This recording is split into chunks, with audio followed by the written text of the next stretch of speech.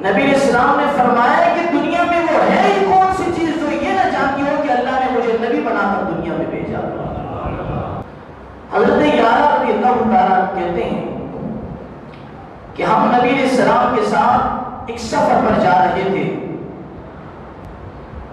یعنی حضرت یارہ بھی تھے اور دیگر اصحاب رسول رضوان اللہ تعالی اجمعین وہ بھی ساتھ موجود تھے۔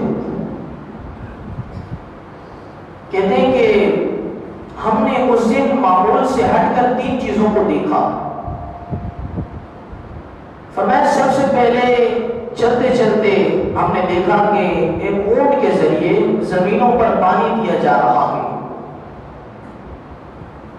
کہا جیسے حضور اس اونٹ کے قریب سے گزرے، اس اونٹ نے سب کاموں کو چھوڑ کر اپنی گردن کو حضور کے قدموں پہ لا کر بچھا دیا۔ اس اونٹ نے اپنی گردن کو حضور کے قدموں پر لا کر بچھا دیا۔ کہتے ہیں کہ وہ حضور سے اپنی گزارشات پیش کرنے لگا۔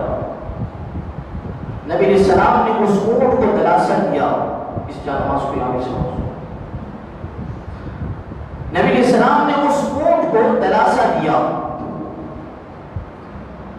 دلاسا دینے کے بعد نبی علیہ السلام نے فرمایا کہ اس اونٹ کا مالک کون ہے، اسے بلایا جائے۔ اتنے میں وہ آدمی بارگاہ مصطفیٰ میں پیش ہو گیا۔ نبی علیہ السلام نے فرمایا کہ ایسا کرو، یہ اونٹ جو ہے یہ ہمیں فروخت کر دو۔ اس نے عرض کی کہ یا رسول اللہ صلی اللہ علیہ وسلم، فروخت تو دور کی بات، آپ کے قدموں پر بھی یہ قربان ہے، لیکن معاملہ ایسا ہے کہ صرف یہ ایک ہی اونٹ ہے جس کے ذریعے سے ہمارے گھر کے معاملات چلتے ہیں، اسی سے ہمارے گھر کا سلسلہ چلتا ہے۔ اب آپ حکم فرمائیں تو آپ کی بارگاہ میں پیش کر دیتا ہوں۔ نبی علیہ السلام نے فرمایا کہ پھر ایسا کرو کہ اس کو فروخت نہ کرو بلکہ اپنے پاس رکھو، لیکن یہ اونٹ مجھ سے شکایت کر رہا ہے کہ تم اس سے کام زیادہ کرواتے ہو اور اس کو چارہ کم دیا کرتے ہو۔ آئندہ اس بات کا خیال رکھنا کہ چارہ اس کو زیادہ دینا اور کام اس سے تھوڑا کروانا ہے۔ حضرت یارہ کہتے ہیں پہلا تو ہم نے یہ معاملہ دیکھا جو خلاف عادت تھا کہ اونٹ قدم مصطفیٰ میں آ کر بچھ گیا۔ اب آپ اس بات سے اندازہ لگائیں، وہ اونٹ جسے ہم جانور کہا کرتے ہیں وہ حضور کو جانتا بھی ہے اور امام الانبیاء کا ادب بھی کس انداز سے کر رہا ہے۔ ذرا بتائیں یہ اس اونٹ کو یہ ادب مصطفیٰ کس نے بتایا؟ یہ تو بات کی بات، اسے معرفت مصطفیٰ کس نے کروائی؟ یہ اگلی حدیث میں آپ کی بارگاہ میں پیش کیا جائے گا اس کا جواب۔ یہیں سے سنتے رہیں کہ نبی علیہ السلام ایک انصاری کے باغ میں داخل ہوئے، دیکھا کہ وہاں پر ایک بہت ہی خطرناک قسم کا اونٹ ہے اور کھلا ہوا ہے، اس کو کوئی باندھنے کے لیے اس کے قریب نہیں جا پا رہا۔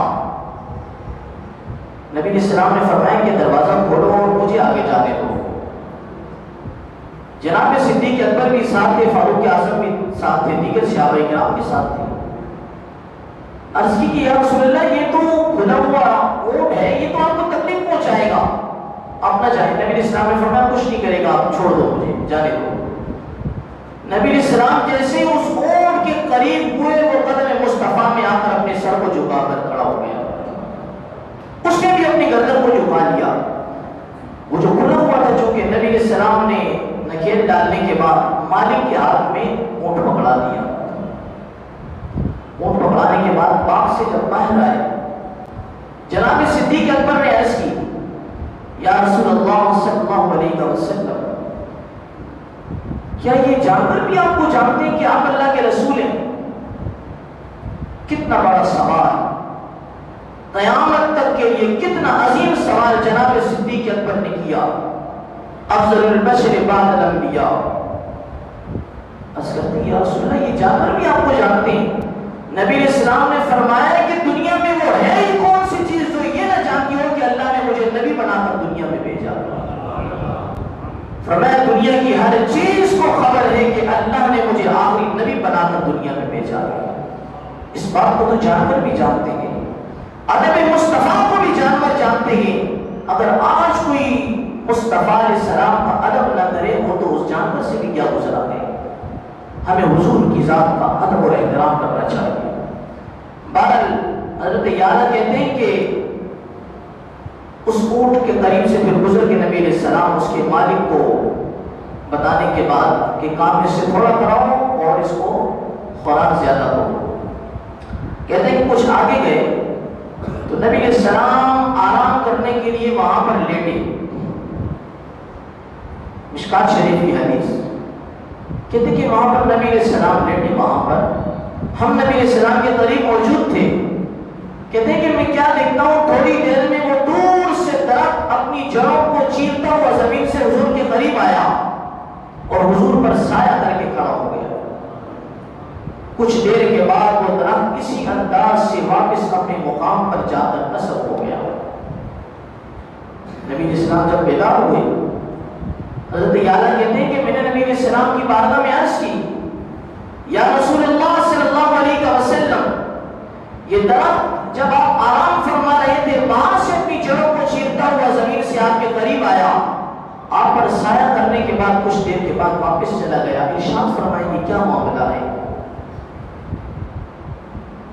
عجیب اتفاق، حالانکہ حضور آرام فرما رہے ہیں، لیکن حضور نے یہ نہیں فرمایا کہ ابو حضرت یعلا سے کہ یعلا میں تو سو رہا تھا، مجھے کیا خبر کہ درخت کب آیا، درخت کیسے آیا، پتہ نہیں درخت آتے بھی ہیں یا نہیں آتے، مجھے کیا خبر نہیں۔ نبی علیہ السلام نے فرمایا تم صحیح کہتے ہو، وہ درخت اپنی جڑوں کو چیرتا ہوا زمین سے میرے قریب آیا پھر واپس چلا گیا۔ فرمایا کہ اس درخت نے رب العزت سے اجازت طلب کی کہ اے مالک ذوالجلال، آج تیرا حبیب میرے قریب آیا ہوا ہے، اگر تیری طرف سے اجازت ہو تو میں بھی حضور کی بارگاہ میں جا کر سلام کا نذرانہ پیش کر کے واپس آ جاؤں گا۔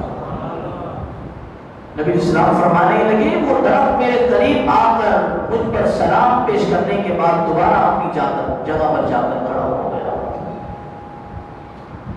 عزیزان گرامی، جانور بھی حضور کی ذات کو جانتے ہیں، درخت بھی حضور کی ذات کو جانتے ہیں، وہ بھی حضور پر سلام کا نذرانہ پیش کرتے ہیں، اور پتھر بھی حضور کی ذات کو جانتے ہیں، حضور کی ذات پر درود و سلام کا نذرانہ پیش کرتے ہیں۔